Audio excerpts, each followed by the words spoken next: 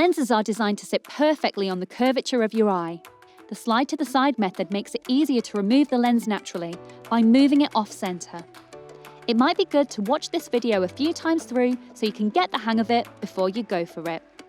If you're a monthly lens wearer, you'll want to make sure you have your case and solution handy. Keep your glasses nearby so you can put them on once you take your lens out. So, let's get started. Wash and dry your hands really well to get the best grip. Reach over to the eye you are removing your lens from, pulling the eyelid and lashes up to maximize space. Using the middle finger of your other hand, pull your lower eyelid down. Look over your nose, revealing more of the white part of the eye. Then, you'll be able to use the pad of your index finger to slide the lens off the center towards the far corner.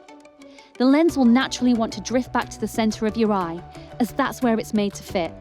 But you'll probably need to keep trying until you finally feel it dislodge. Don't be scared to apply the pressure needed.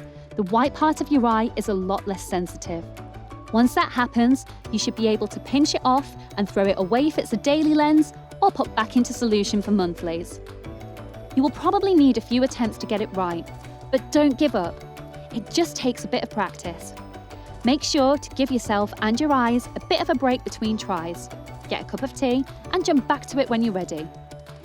If this method wasn't the one for you, there are still 2 other ways to try.